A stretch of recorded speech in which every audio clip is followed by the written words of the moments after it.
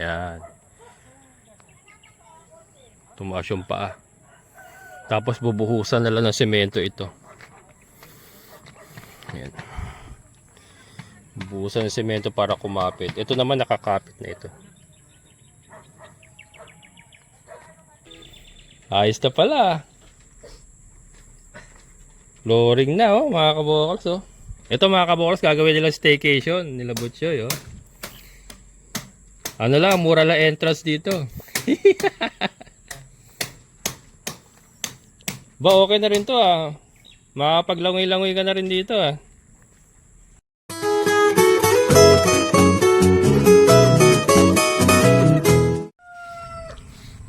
Hello mga kabokals.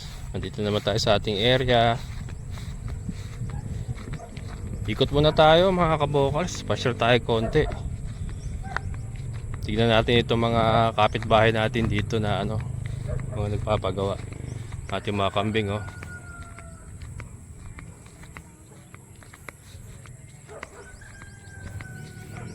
Yan. Tayo. Si Andrew ayun oh. Sila Kuya Greg. Ha? Sige. Ayan mga kabokos, tayo, marites tayo dito sa mga ginagawa nila Kuya Greg. Ito kay Ma'am Glo, ayan Ma'am Glo oh. Yan yung pinapagawa mong ano, CR. Mamaya tignan natin.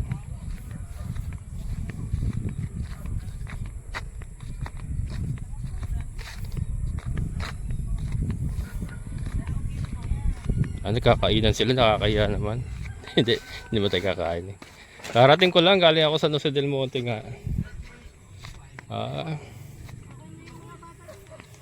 Sir! Sige sir, karating ko lang, kumain ako eh. Ito na sir. Ayos ah. Ha? Hindi! Oh, yan na. Ha? Ay, thank you. Ayun na. Makikimarites lang ako, napakain pa ako. Baba mo na ako. Ma'am, dito mo na ako. Ha? Ayan, Kuya Greg, thank you. Yan, Ma'am Flo. Sumaid lang muna si Kuya Greg. Dito sa kubo ni Ma'am Lea, ganda oh. Buho yung dingding.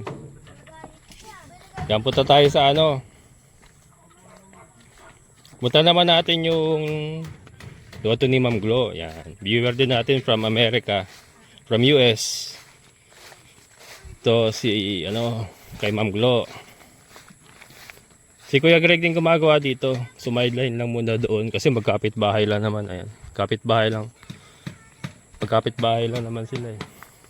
Saka yun, sandali lang yun. Ano lang yun eh. Buho lang na ano. CR ni Ma'am Glo. Ayan. Medyo kasi ano, yung lupa kasi dito, hindi nga pantay. Mababa dito, pataas doon. Kaya yung ano, medyo mataas yung asintada. Pero madali lang naman yan kasi tatambakan lang ng lupa yun. De-level na yun. Pero maganda pagkakagawa ni Kuya Greg dyan. Nakita ko yung ano niyan eh. Hukay niyan eh. Ano. Tatlong ano yan eh. 3 chamber. Tatlong chamber yan eh. Ito. Ano pa oh.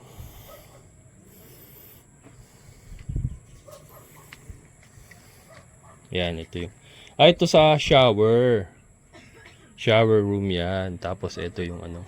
Sa inidoro. Yung kubo niya.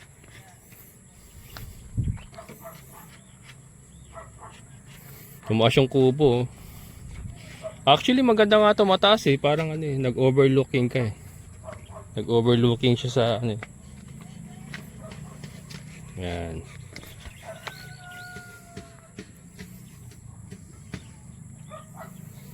Ito yung ano, Poso Negro mga kabokals. Yan, yan ang Poso Negro.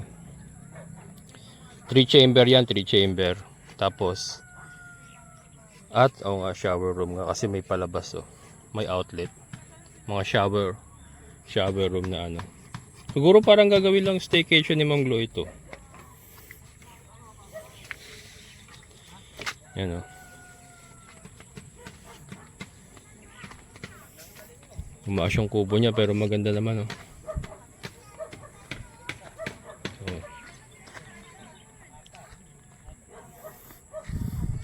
yan. Tumaas yung paa. Tapos bubuhusan na lang ng semento ito. Yan. Bubuhusan ng semento para kumapit. Ito naman nakakapit na ito. Yan. Ingay ni Hope. Mga kambing natin, oh. Yan. Punta naman tayo dito kay Sir Art. Ano to? Nandito raw si Sir Art kanina kasi nga nasa San Jose ako, eh. Hindi ko siya nakausap. Papasprayan na raw pala itong ano, yung mga napier niya. Kaya ito yung tatrabahuin ko bukas. Kailangan ma-harvest muna kasi pinapalaso niya na kay Kuya Greg yung buong lote. So, si Kuya Greg naman, ano, sa hapon pa siya. Kuya Greg, sa hapon ka. Sa umaga, harvesting ko muna. Ayan. Harvestin muna natin mga kabukals yung napier ni Sir Art. Sir Art, akin na lang tayo. Pinapalason mo lang din naman. Hindi, harvesting ko na lang. Mapakinabangan muna, sayang naman. Ayun. Ayun, bukas. Bukas na mga kabukals. Yung gate ni Sir Art. Diba, ang dami na namin dito. Ang saya-saya na mga kabukals. Dumadami na kami dito sa Barangay Tukod, San Rafael, Bulacan. Ito ipalalaso niya kay Kuya Greg to lahat, eh. So yung mga napier grass na yan, pag-harvesting ko na bukas yan. Yan, pag-harvesting. Yan ang tatrabuhin ko bukas maaga. Kasi mag-i-spray si Kuya Greg sa hapon. Yan. Kailangan mo natin makuha yan. At least maipakain man lang natin sa kambing. Sayang naman kung ma-sprayan lang. Yung tent niya, oh. Na-overrun na ng ano, damo, sir. Na-overrun na ng damo. Tagal niya hindi napuntahan, eh. Kasi nga ano, hindi siya makababa at yung nakaraan, eh. Maulan. So, ayan, bukas marami tayong papakain sa ating mga kambing. Napier grass. Ayan. Pwede rin i-ferment. Pwede ko rin i-ferment pag ano. Sara natin, baka pumasok yung kambing, maunahan pa ako. O maunahan pa ako ng kambing ni Tata Pabling, eh. Yan, punta tayo rito. Tumuna ako. Yan. Dami ng puno. Sa akin din, nagano ako ng fruit bearing dun, eh. Oo, pakinabang din yan. Oo. Ayan. Ito yung sa lote ni Sir June. Tingnan natin yung ating mga tanim na, aba, kalalago na mga kabukal. So, asa na? Tayo bumukas.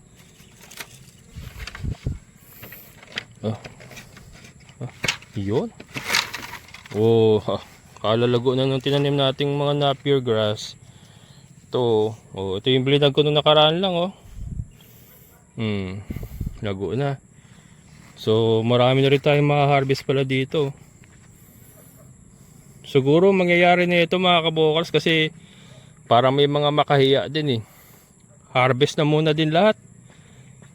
Harvest din na muna lahat tapos grass cutter. Papapapak. Papapapak. Ganyan ang gagawin natin dyan. Tapos na yung kay Ate Ninfa bukas. Pero hindi ko lang alam kung ano ko to. Ito daanan ultimano to ng hindi, talagang harvest muna mga kabukals. Ha-harvestin muna talaga lahat para madaanan ng grass cutter para hindi rin mahirap. Ito naman kasi pagka halimbawa ito na harvest na natin, pak, putol dito, pak. Tapos daanan ng grass cutter. Kahit tamaan ko yung naputol, okay lang. Kasi tutubo naman uli na yun, eh. Ang importante ma-harvest na natin yung mga to. So ganun siguro unti-unti. Itong area na to harvest muna. Tapos grass cutter, tapos kinabukasan advance grass cutter. Ganun. Tapos yung mga kuha ko kay Sir Art na kasi magugulang yung kay Sir Art eh. Ano to? Itatanim din natin, magiging ganyan din yun. Dito ko itatanim sa mga baka-bakanting walang ano. Itatanim din natin yan. So yun, sakto. Tapos ko na yung kay Ate Ninfa. Maaasikaso ko na yung mga napier grass natin. Marami na rin tayong napier grass, oh, mga kabokals, oh. Yan, pagka na-silage ko yan, kasama yung kay Sir Art, aba, matagal-tagal na rin gagamitin ng mga kambing natin yan. Yung sa baboy naman, may Madre de Agua naman tayo para sa baboy. So, ito, napier para sa kambing naman. Ngayon, pagka nagkagipitan, halimbawang wala, naubusan tayo Madre de Agua, pwede rin sa baboy ito mga kabokals, yung napier grass na ano, na fermented. Pwede rin yan. Yan. Ito naman tayo, ikot naman tayo dito. Ikutin natin yung mga kapitbahay natin.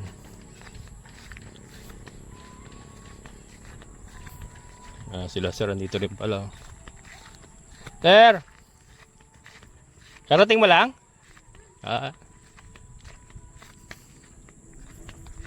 Ito mga kabukas, dayuhin natin yung kay ano. Pre! Vlog ko lang ha. Okay lang. Swimming pool mga kabukals, oh. Ayos na pala.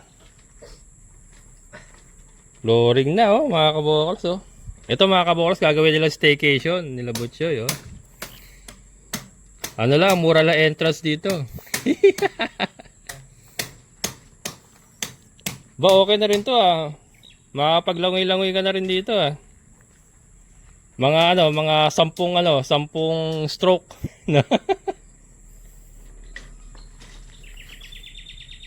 Nung umuulan, sabi ko, ba't wala tubig? Yung pala nade-drain na kagad ultimano rito, no? Tapos yung tatakpan na lang yan.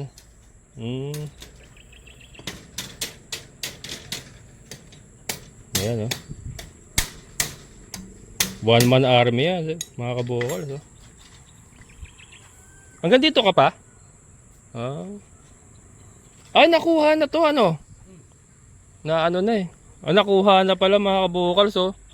Yung bakanting lote, sinasabi ko na 3 lote na ano. Ay, parang 2 yata. Pero not sure kung nakuha lahat. Pero ito, nabakura na. Ibig sabihin nakuha na mga kabukals. Nakuha na. Yung sa likod ko na available pa. Malakas kasi poso na ito nila eh. Kaya talaga makaka-supply ng ano eh, no? Yan. Tapos yung bahay nila ano, naka-elevate. Sakto pag may nagsiswimming dito, tatalo na lang doon.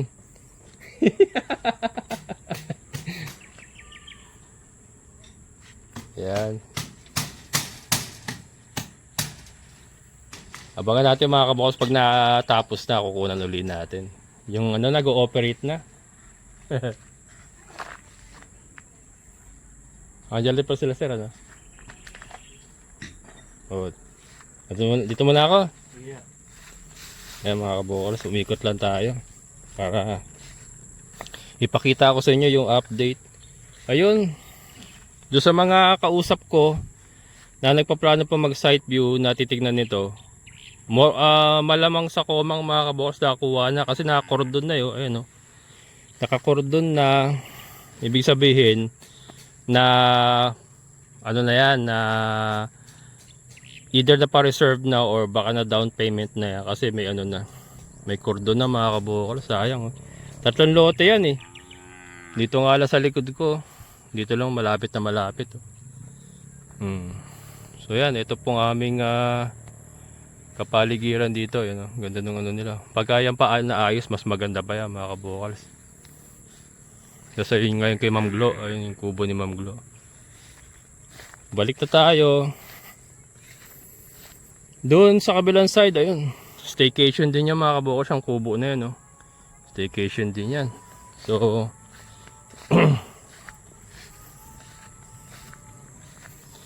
balik na tayo. Milky, hindi ko pa napainom. Mamaya, bebe. Wait lang.